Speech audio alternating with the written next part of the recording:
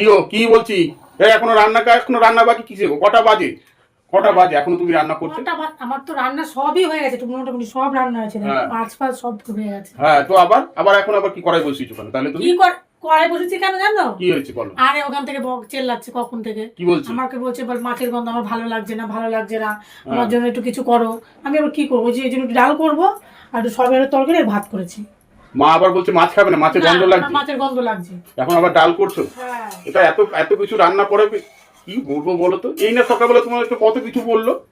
হ্যাঁ বলবে আমাকে, তোমাকে না সকালবেলা কত কিছু বললো তোমার নামে। বয়স হয়েছে তো বলে, একটু বলতেই পারে, তাই অত কিছু আমি কিন্তু ধরি না। আরে তুমি জানো তোমার নামে কত কিছু আমাকে বলে? তুমি জানো কি বলে তোমার নামে যা ইচ্ছা তাই বলে, এইটা সেইটা। তারপরেও তুমি এত কি ব্যাপার বলো তো? আরে উনি তো খেতে চেয়েছে না, আমরা যদি ভালো মন্দ খাই তাহলে ওনাকে কি দিয়ে খাবো? আলু শুধু দিয়ে ভাত খাবে বলো? তাহলে এই জন্য একটু করে দিচ্ছি। সে ঠিক আছে, কিন্তু তবুও তুমি তার প্রতি কোনো বিরক্ত নেই তোমার? কেন বিরক্ত থাকবে কেন? হ্যাঁ, বিরক্ত থাকবে কেন? সেইটাই তো বলছি, তোমার নামে কত বলে।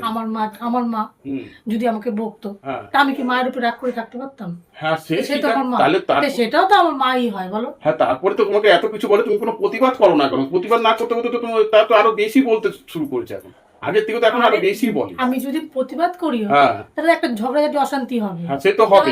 আমি ওইসব চাই না, চাই সংসারটা একটু ভালো থাকুক। হ্যাঁ, সে তো সব ঠিক আছে, সে তো আমি জানি তুমি ভালো, কিন্তু তারপরে এরকম দিনের পর দিন তোমার নামে যা পারে তাই বলতেই থাকে।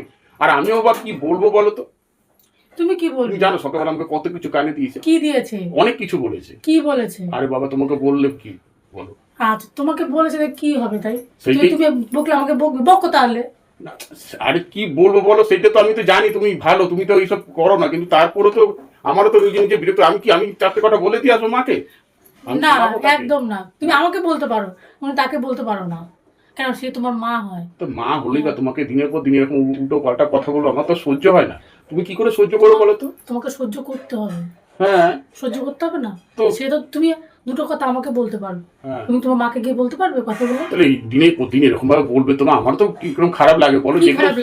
যদি সত্যি হতো না মেনে নিতাম, যেগুলো মিথ্যে কত কথা বলি জানো। মিথ্যে বলুক না, বললেও কিছু হবে না। হ্যাঁ, সে তোমাকে কি বলে? কানে কানে বলে তো আমাকে অনেক কিছু বলে, আমি সহ্য করি সব। হ্যাঁ, তা তোমার গায়ে লাগে না? না, আমার অত সব গায়ে লাগে না। আমি তো ভাবি মাঝে মাঝে মাকে চারটি কথা শুনিয়ে দিই। না গো, কোনো সময় মাকে উল্টো পাল্টা কথা বলবে না, সে কষ্ট পাবে। তাহলে কিছুই বলবো না?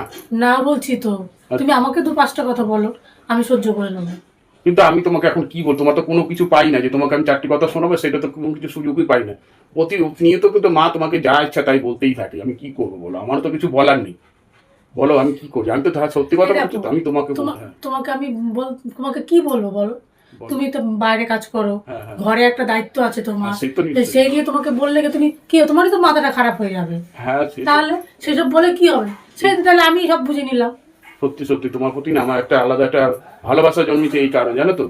তুমি যে এতটা বোঝো, এতটা মানিয়ে নিতে পারো, আমার সত্যি খুব ভালো লাগে।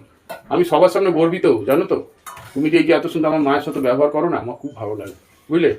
ব্যবহার একটা, হ্যাঁ বলো। আমিও তো একটা পরের বাড়ি মেয়ে। হ্যাঁ, সেই জন্য তো বলছি আমি, সেইটাই তো আমি বলছি। আচ্ছা ঠিক আছে তুমি তোমার মতো কাজ করো। হ্যাঁ, রান্নাটা করে নি, তাহলে আমরা একটা টেবিলে বসে সবাই ভালো মন্দ খেতে পারবো, এগুলোও খাবো ওইগুলোও খাবো। আচ্ছা ঠিক আছে তুমি করো।